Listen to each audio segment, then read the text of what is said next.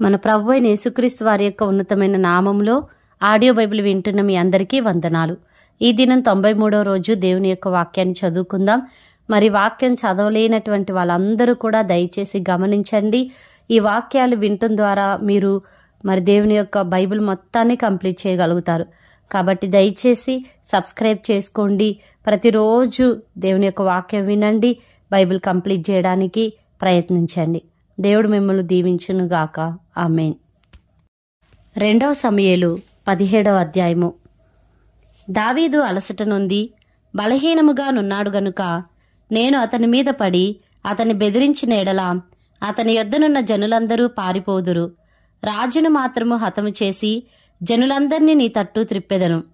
నీవు వెదకు మనిషిని నేను పట్టుకొనగా జనులందరూ వచ్చి నీతో సమాధాన పడుదురు గనుక నీ చిత్తమైతే నేను 12,000 మందిని ఏర్పరచుకొని పోయి ఈ రాత్రి దావీదును తరిమి పట్టుకొందునని అహీతోపేలు అబ్షాలోముతో చెప్పగా ఈ బోధ అబ్షాలోమునకును ఇశ్రాయేలు వారి పెద్దలకందరికిని యుక్తముగా కనబడెను.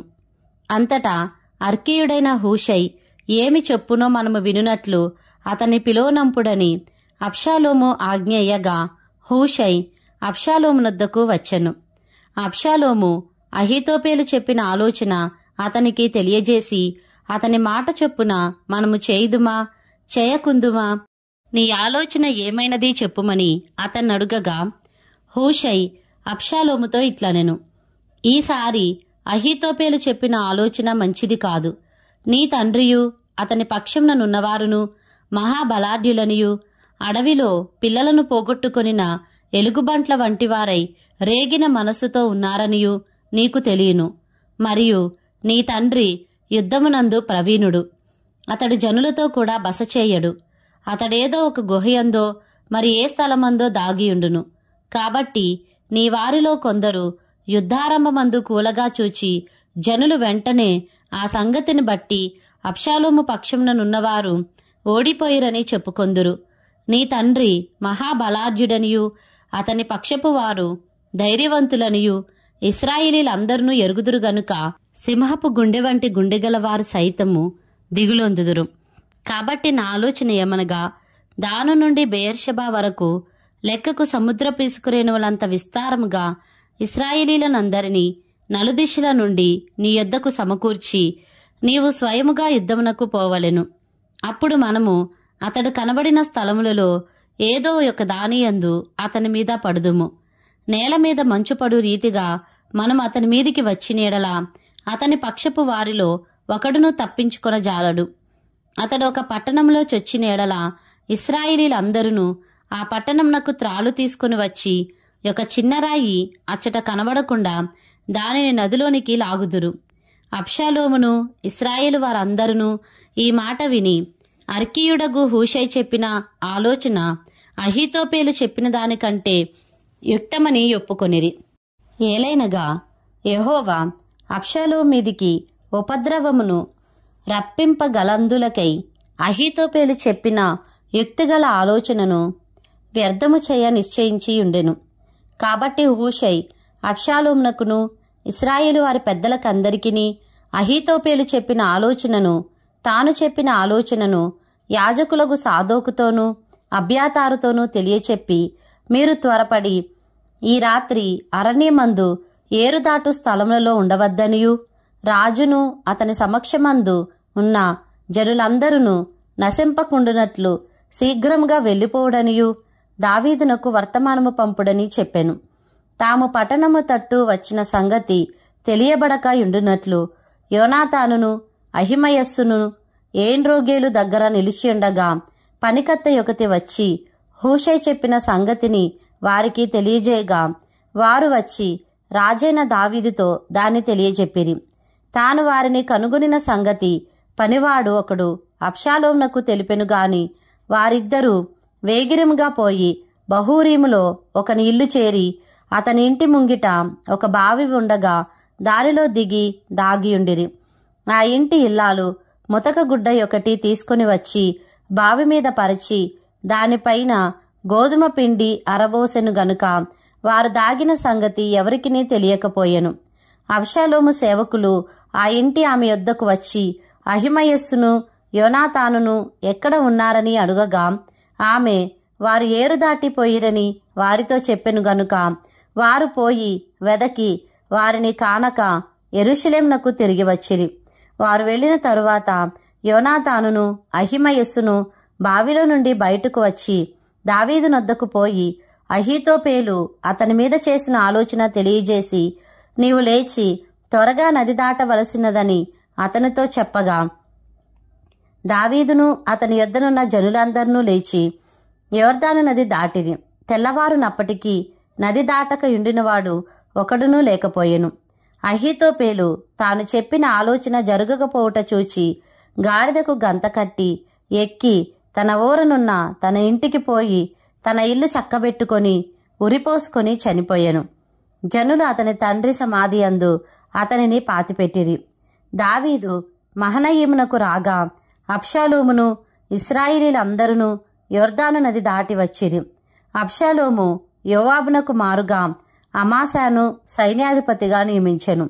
ఈ అమాసా ఇత్రా అను ఇశ్రాయేలీయుడు యోవాబు తల్లి అయిన సెరూయా సహోదరియగు నాహాషు కుమార్తె అయిన అబీగయీలు నొద్దకు పోయినందున పుట్టినవాడు. అబ్షాలోమును ఇశ్రాయేలీలును గిలాదు దేశంలో దిగియుండిరి.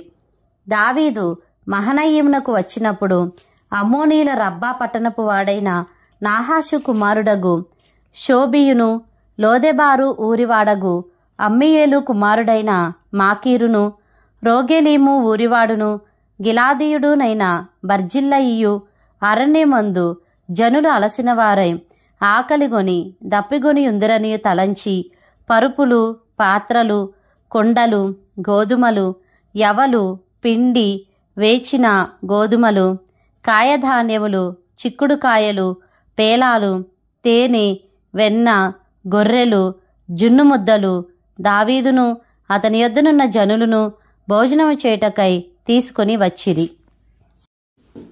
2 సమూయేలు 18వ అధ్యాయము.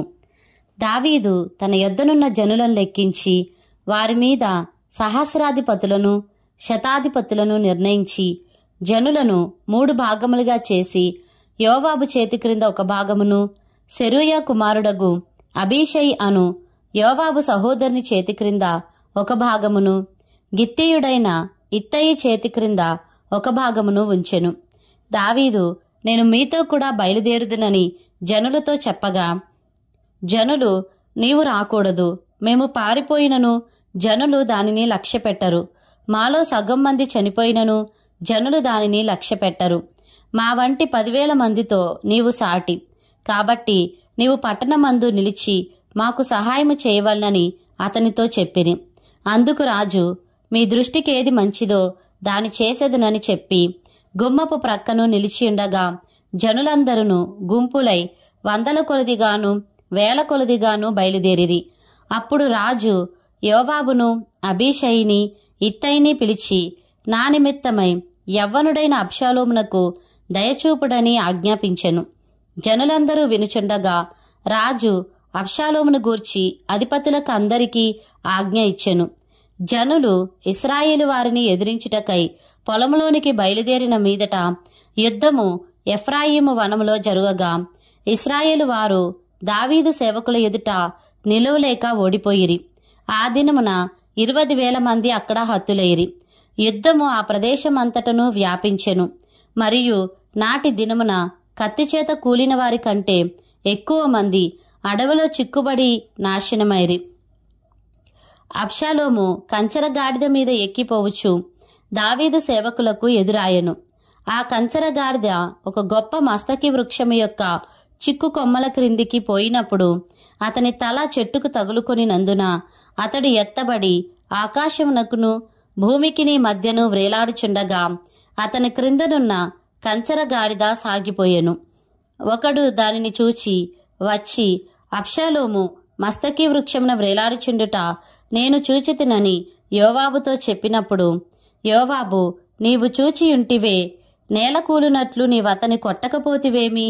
నీవతని చంపినేడలా 10 తులముల వెండియు ఒక నడికట్టును నీకిచ్చియుందునని తనకు సమాచారము చెప్పిన వానితో అనెను.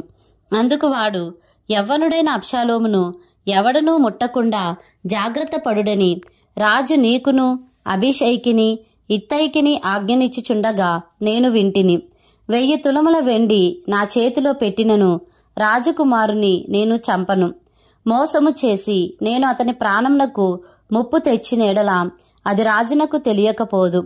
రాజు సన్నిధిని నీవే నాకు విరోధి వగుదువు గదా అని యోవాబుతో అనగా, యోవాబు నీవు చేయి వరకు నేను కాచుకొని ఉందునా అని చెప్పి 3 బాణములు చేతపట్టుకొని పోయి మస్తకి వృక్షమున వ్రేలాడుచు ఇంకనూ ప్రాణముతోనున్న అబ్షాలోము యొక్క గుండెకు గురిపెట్టి తన ఆయుధములను మోయువారు 10 మంది చుట్టూ చుట్టుకొని ఉండగా అబ్షాలోమును కొట్టి చంపెను.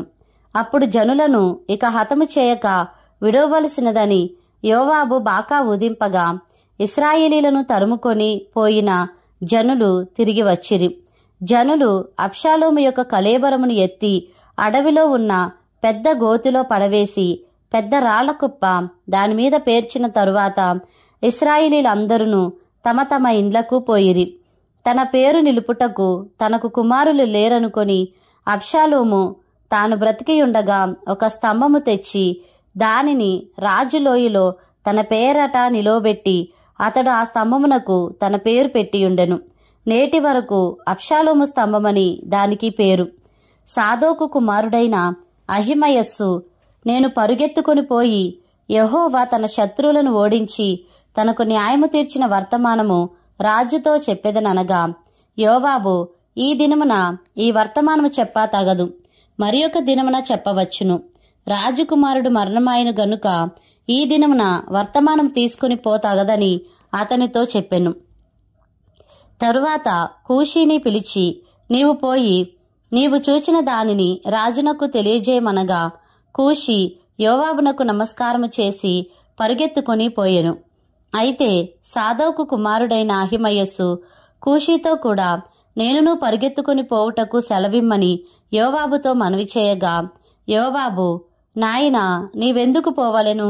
చెప్పుటకు నీకు బహుమానము తెచ్చు విశేషమైన సమాచారమేదీ లేదు గదా అని అతనితో అనగా, అతడు ఏమైనను సరే నేను పరుగెత్తుకొని పోవుదుననెను. అందుకు యోవాబు పొమ్మని సెలవీయగా అహిమయస్సు మైదానపు మార్గమున పరుగెత్తుకొని కూషీ కంటే ముందుగా చేరెను. దావీదు 2 గుమ్మముల మధ్యను నడవలో కూర్చునియుండెను. కావలివాడు గుమ్మము పైనున్న గోడ మీదికి ఎక్కి పారచూడగా ఒంటరిగా పరుగెత్తుకుని వచ్చుచున్న ఒకడు కనబడెను. వాడు అరచి రాజునకు ఈ సంగతి తెలియజేయగా రాజు వాడు ఒంటరిగా ఉండిన ఎడల ఏదో వర్తమానము తెచ్చుచున్నాడనెను. అంతలో వాడు పరుగు మీద వచ్చుచుండగా కావలికాడు పరుగెత్తుకుని వచ్చి మరియొకని కనుగొని, అదిగో మరియొకడు ఒంటరిగానే పరుగెత్తుకుని వచ్చుచున్నాడని ద్వారపు తట్టు తిరిగి చెప్పగా రాజు వాడును వర్తమానము తెచ్చుచున్నాడనెను. కావలికాడు మొదటివాడు పరిగెత్తుట చూడగా వాడు సాదోకు కుమారుడైన అహిమయస్సు అని నాకు తోచుచున్నదని అనినప్పుడు రాజు వాడు మంచివాడు శుభవర్తమానము తెచ్చుచున్నాడని చెప్పెను. అంతలో అహిమయస్సు జయమని బిగ్గరగా రాజుతో చెప్పి రాజు ముందర సాష్టాంగ నమస్కారము చేసి, నా ఏలిన వాడవును రాజవునగు నిన్ను చంపచూచిన వారిని అప్పగించిన నీ దేవుడైన యెహోవాకు స్తోత్రమని చెప్పెను. రాజు బాలుడగు అబ్షాలోము క్షేమంగా ఉన్నాడా అని అడుగగా అహిమయస్సు, యోవాబు రాజసేవకుడునైన నీ దాసునగు నన్ను పంపినప్పుడు గొప్ప అల్లరి జరుగుట నేను చూచితిని గాని అది ఏమైనది నాకు తెలిసినది కాదని చెప్పెను. అప్పుడు రాజు నీవు ప్రక్కకు తొలగి నిలిచియుండుమని వానికి ఆజ్ఞ నీయగా వాడు తొలగి నిలిచెను. అంతలో కూషి వచ్చి, నా ఏలినవాడా రాజా, నేను నీకు శుభ సమాచారము తెచ్చి తిని ఈ దినమున యెహోవా నీ మీదికి వచ్చిన వారినందరినీ ఓడించి నీకు న్యాయము తీర్చెనని చెప్పినప్పుడు రాజు బాలుడగు అబ్షాలోము క్షేమంగా ఉన్నాడా అని అడిగెను. అందుకు కూషి చెప్పినదేమనగా, నా ఏలిన వాడవును రాజవునగు నీ శత్రువులను నీకు హాని చేయవలనని నీ మీదికి వచ్చిన వారందరూ ఆ బాలుడున్నట్టుగానే యుందురుగాక. అప్పుడు రాజు బహుకలతపడి గుమ్మమునకు పైగానున్న గదికి ఎక్కిపోయి ఏడ్చుచు సంచరించుచు, నా కుమారుడా అబ్షాలోమా, నా కుమారుడా అబ్షాలోమా అని కేకలు వేయిచు, అయ్యో నా కుమారుడా, నీకు బదులుగా నేను చనిపోయిన ఎడల ఎంత బాగుండును. నా కుమారుడా అబ్షాలోమా, నా కుమారుడా అని ఏడ్చుచూ వచ్చెను. 2 సమూయేలు 19వ అధ్యాయము.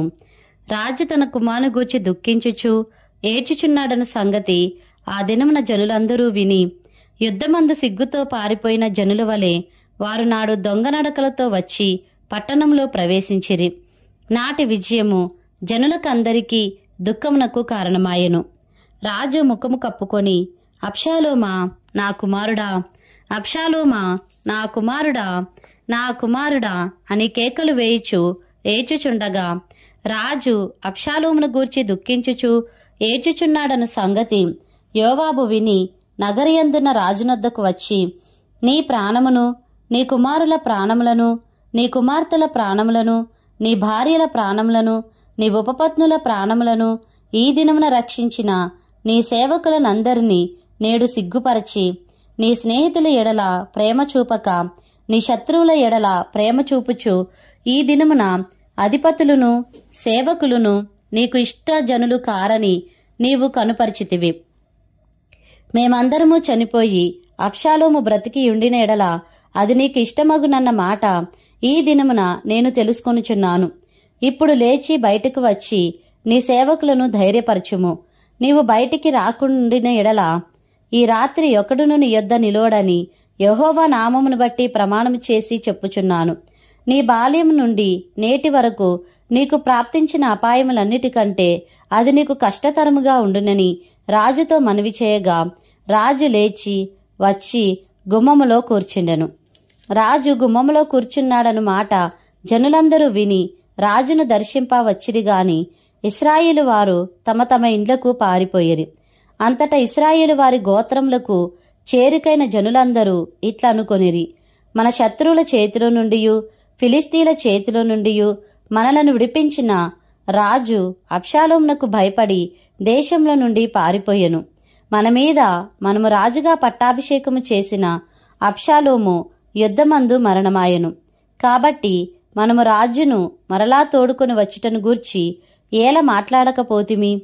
రాజైన దావీదు ఇది విని యాజకులకు సాదోకునకును అబ్యాతారునకును వర్తమానము పంపి, ఇశ్రాయేలు వారందరూ మాట్లాడుకున్న సంగతి నగరులోనున్న రాజునకు వినబడిను గనుక రాజును నగరికి మరలా తోడుకొని రాకుండా మీరెందుకు ఆలస్యము చేయుచున్నారు? మీరు నాకు ఎముకనంటినట్టియు మాంసము నంటినట్టియు సహోదరులై ఉండగా రాజును తోడుకొని రాకుండా మీరెందుకు ఆలస్యము చేయుచున్నారని యూదావారి పెద్దలతో చెప్పుమని ఆజ్ఞ ఇచ్చెను. మరియు అమాసే యుద్ధకు దూతలను పంపి, నీవు నాకు ఎముకనంటిన బంధుడవు మాంసమునంటిన బంధుడవు కావా? యోవాబునకు బదులు నిన్ను సైన్యాధిపతిగా నేను ఖాయపరచని ఎడల దేవుడు గొప్ప అపాయం నాకు కలుగజేయును గాకని చెప్పుడనెను. అతడు పోయి ఎవరునూ తప్పకుండా యూదావారినందరినీ రాజునకు ఇష్టపూర్వకముగా లోబడినట్లు చేయగా, నీవును నీ సేవకులందరూ మరలా రావలెనన్న వర్తమానము వారు రాజునొద్దకు పంపిరి. రాజు తిరిగి యోర్దాను నది యొద్దకు రాగా యూదావారు రాజును ఎదుర్కొనుటకును రాజును నది యువతలకు తోడుకొని వచ్చుటకును గిల్గాలునకు వచ్చిరి.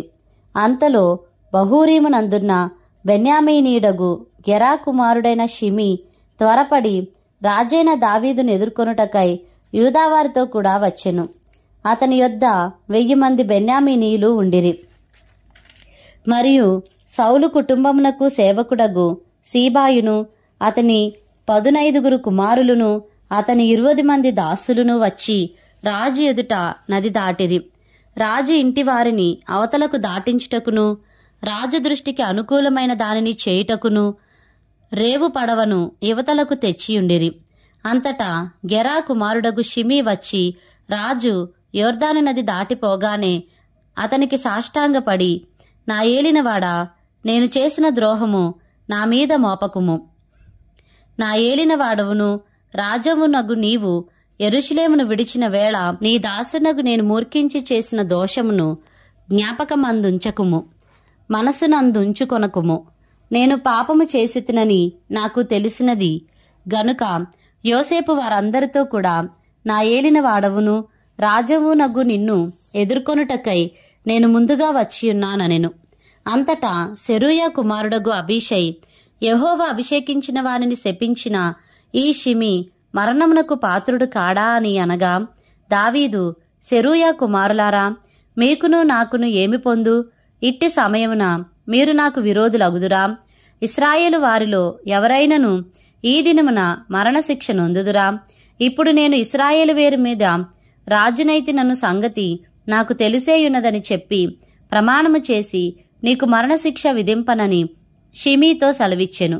మరియు సౌలు కుమారుడగు మెఫీబోషేతు రాజును ఎదుర్కొనుటకు వచ్చెను. రాజు పారిపోయిన దినం మొదలుకొని అతడు సుఖముగా తిరిగి వచ్చిన నాటి వరకు అతడు కాళ్ళు కడుగుకొనకయు, గడ్డము కత్తిరించుకొనకయు, బట్టలు ఉదుక్కొనకయు నుండెను.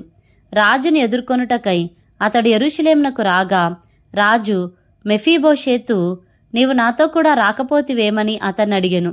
అందుకతడు, నా ఏలినవాడా, రాజా, నీ దాసునైన నేను కుంటివాడను గనుక గాడిద మీద గంత కట్టించి ఎక్కి రాజుతో కూడా వెళ్ళిపోదునని నేననుకొనగా నా పనివాడు నన్ను మోసము చేసెను. సీబా నీ దాసునైన నన్ను గూర్చి నా ఏలినవాడవును రాజవునగు నీతో అబద్ధమాడెను. అయితే నా ఏలినవాడవును రాజవునగు నీవు దేవదూత వంటివాడవు. నీ దృష్టికి ఏది అనుకూలమో దాని చేయుము.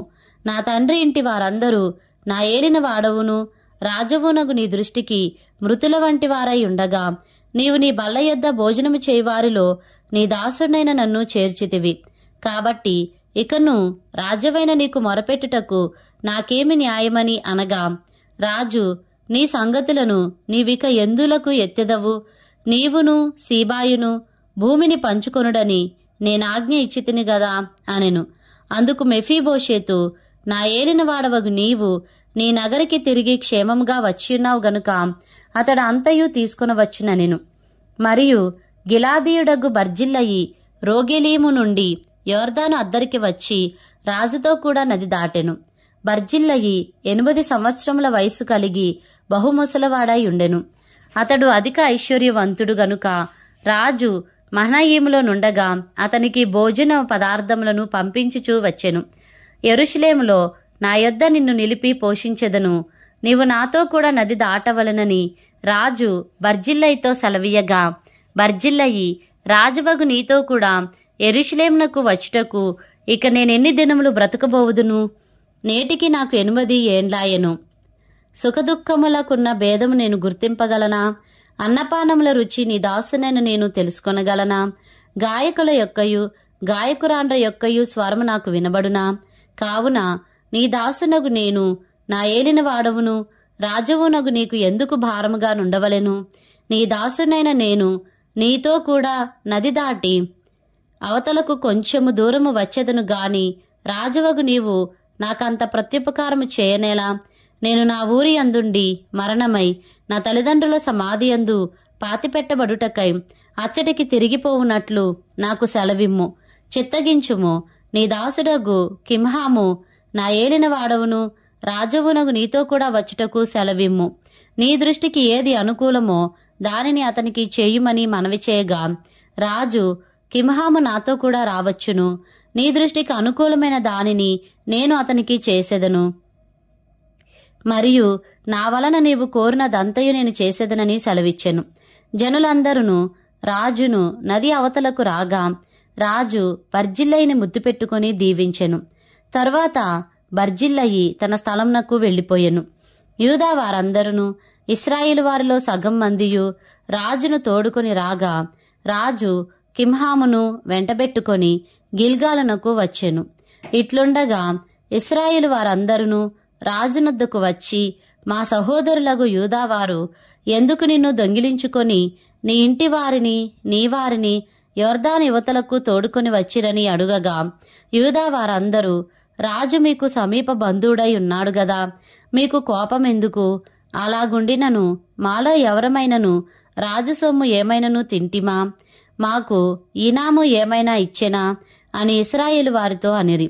అందుకు ఇశ్రాయేలు వారు, రాజులో మాకు 10 భాగములున్నవి, మీకంటే మేము దావీదునందు అధిక స్వాతంత్ర్యము గలవారము. రాజును తోడుకొని వచ్చుటను గురించి మీతో ముందుగా మాట్లాడిన వారము మేమే కదా. మీరు మమ్మను నిర్లక్ష్యము చేసితిరేమి అని యూదావారితో పలికిరి. యూదావారి మాటలు ఇశ్రాయేలు వారి మాటల కంటే కఠినముగా ఉండెను. 2 సమూయేలు 20వ అధ్యాయము. బెన్యామీనీయుడగు బిక్రీ కుమారుడైన షెబాయను పనికిమాలిన వాడొకడు అచ్చట నుండెను. వాడు, దావీదునందు మనకు భాగము లేదు, యెషయి కుమారుని యందు మనకు స్వాస్థ్యం ఎంతమాత్రమునూ లేదు. ఇశ్రాయేలు వారలారా, మీరందరూ మీ గుడారములకు పొండని బాకా ఊది ప్రకటన చేయగా, ఇశ్రాయేలు వారందరూ దావీదును విడిచి బిక్రీ కుమారుడైన షెబాను వెంబడించిరి. అయితే యోర్దాను నది నుండి యెరూషలేము వరకు యూదావారు రాజును హత్తుకొనిరి. దావీదు యెరూషలేములోని తన నగరికి వచ్చి తన ఇంటికి తాను కాపుగా నుంచిన తన ఉపపత్నులైన 10 మంది స్త్రీలను తీసుకొని వారిని కావలిలో ఉంచి వారిని పోషించుచుండెను గాని వారి యొద్దకు పోకుండెను. వారు కావలి యందుంచబడిన వారై బ్రతికినంత కాలము విధవరాండ్ర వలె ఉండిరి. తరువాత రాజు అమాసాను పిలువనంపి 3 దినములలోగా నీవు నా దగ్గరకు యూదావారినందరినీ సమకూర్చి ఇక్కడ హాజరు కమ్మని ఆజ్ఞాపించగా, అమాసా యూదావారిని సమకూర్చుటకై వెళ్ళిపోయెను. అతడు ఆలస్యము చేసినందున అతనికి నిర్ణయించిన కాలము మీరిపోయినప్పుడు దావీదు అబీషైని పిలువనంపి, బిక్రీ కుమారుడైన షెబా అబ్షాలోము కంటే మనకు ఎక్కువ కీడు చేయును. వాడు ప్రాకారములు గల పట్టణములలో చొచ్చి మనకు దొరకకపోవునేమో గనుక నీవు నీ ఏలినవాని సేవకులను వెంటబెట్టుకొని పోయి వాని తరిమి పట్టుకొనుమని ఆజ్ఞాపించెను. కాబట్టి యోవాబు వారును కెరేతీయులను పెలేతీయులను బలాఢ్యులందరూ అతనితో కూడా యెరూషలేములో నుండి బయలుదేరి బిక్రీ కుమారుడగు షెబాను తరుముబోయిరి. వారు గిబియోనులో ఉన్న పెద్ద బండ దగ్గరకు రాగా అమాసా వారిని కలియవచ్చెను. యోవాబు తాను తొడుగుకొనిన చొక్కాయకు పైన బిగించియున్న నడికట్టుకు వరగల కత్తి కట్టుకొని ఉండగా ఆ వర వదులై కత్తి నేలపడెను. అప్పుడు యోవాబు అమాషాతో, నా సహోదరా, నీవు క్షేమముగా ఉన్నావా అనుచు అమాసాను ముద్దు పెట్టుకొనున్నట్లుగా కుడిచేత అతని గడ్డం పట్టుకొని అమాసా యోవాబు చేతిలోనున్న కత్తిని చూడకను తన్ను కాపాడుకొనకను ఉండగా యోవాబు అతని కడుపులో దాన్ని గుచ్చెను. గుచ్చిన తోడనే అతని పేగులు నేలకు జారి ఆ దెబ్బతోనే అతడు చనిపోయెను. యోవాబును అతని సహోదరుడగు అబీషయ్యును బిక్రీ కుమారుడగు షెబాను తరుముటకు సాగిపోగా యోవాబు బంటులలో ఒకడు అతని దగ్గర నిలిచి యోవాబును ఇష్టులైన దావీదు పక్షమునున్న వారందరూ యోవాబును వెంబడించుడని ప్రకటన చేసెను. అమాసా రక్తములో పొర్లుచు మార్గమున పడియుండగా ఆ చోటికి వచ్చిన జనులందరూ నిలిచిండుట ఆ మనుషుడు చూచి అమాసాను మార్గం నుండి చేనులోనికి లాగి మార్గస్థులందరూ నిలిచి తేరు చూడకుండా శవము మీద బట్ట కప్పెను. శవము మార్గము నుండి తీయబడిన తరువాత జనులందరూ బిక్రీ కుమారుడగు షెబాను తరుముటకై యోవాబు వెంబడి వెళ్ళిరి. అతడు ఇశ్రాయేలు గోత్రపు వారందరి యొద్దకును ఆబేలు వారి యొద్దకును బేత్మయాకా వారి యొద్దకును బెరేయుల అందరి యొద్దకును రాగా వారు కూడుకొని అతన్ని వెంబడించిరి. ఈ ప్రకారము వారు వచ్చి ఆబేలు బేత్మయాకాయందు బిక్రీని ముట్టడివేసి పట్టణపు ప్రాకారం ఎదుట బురుజు కట్టగా యోవాబు వారందరూ ప్రాకారమును పడవేయుటకు దానిని కొట్టిరి. అప్పుడు యుక్తిగల ఒక స్త్రీ ప్రాకారము ఎక్కి, ఓహో, ఆలకించుడి, ఆలకించుడి, నేను అతనితో మాట్లాడునట్లు యోవాబుని ఇక్కడికి రమ్మని చెప్పుడని కేకవేయగా యోవాబు ఆమె దగ్గరకు వచ్చెను. అంతటా ఆమె యోవాబు ఆమె దగ్గరకు వచ్చెను. అంతటా ఆమె, యోవాబువు నీవేనా అని అతను అడుగగా అతడు నేనే అనెను. అందుకామె, నీ దాసురాలకు నేను నీతో మాట్లాడుదునా అని అడుగగా అతడు మాటలాడవచ్చుననెను. అంతటా ఆమె, పూర్వకాలమున జనులు ఆబేలునందు సంగతి విచారింపవలనని చెప్పుట కద్దు. అలాగున చేసి కార్యములు ముగించుచూ వచ్చిరి. నేను ఇశ్రాయేలునందు నిమ్మలస్తులలోను యథార్థవంతులలోను చేరిక అయిన దానను. ఇశ్రాయేలీల పట్టణములలో ప్రధానమగు ఒక పట్టణమును లయము చేయవలనని నీవు ఉద్దేశించుచున్నావు. యెహోవా స్వాస్థ్యమును నీవెందుకు నిర్మూలము చేయుదువని చెప్పగా యోవాబు, నిర్మూలము చేయను, లయపరచను, అలాగున చెయ్యనే చెయ్యను, సంగతి అది కానే కాదు. బిక్రీ కుమారుడగు షెబాను ఎఫ్రాయిము మన్యపువాడు ఒకడు రాజైన దావీదు మీద ద్రోహము చేసియున్నాడు. మీరు వానిని మాత్రము అప్పగించుడి, తోడనే నేను ఈ పట్టణం విడిచిపోదునని చెప్పగా ఆమె యోవాబుతో, చిత్తము, వాని తల ప్రాకారము పైనుండి పడవేయబడునని చెప్పి పోయి తాను యోవాబుతో పలికిన యుక్తిగల మాటలను జనులందరికీ తెలియజేయగా వారు బిక్రీ కుమారుడగు షేబా యొక్క తలను ఛేదించి యోవాబు దగ్గర దాన్ని పడవేసిరి. కాగా అతడు బాకా ఊదించిన తరువాత జనులందరూ ఆ పట్టణమును విడిచి ఎవరి గుడారములకు వారు పోయిరి. యోవాబు యెరూషలేమునకు రాజునొద్దకు తిరిగి వచ్చెను. యోవాబు ఇశ్రాయేలు దండు వారందరికీ అధిపతి అయి ఉండెను. అయితే కెరేతీయులకును పెలేతీయులకును యెహోయాదా కుమారుడగు బెనాయా అధిపతి అయి ఉండెను. అదోరాము వెట్టుపనులు చేయువారి మీద అధికారి అయి ఉండెను. అహీలూదు కుమారుడగు యెహోషాపాతు రాజ్యపు దస్తావేజుల మీద ఉండెను. షెవా లేఖికుడు, సాదోకును అబ్యాతారును యాజకులు, యాయీరీయుడగు ఈరా దావీదునకు సభాముఖ్యుడు.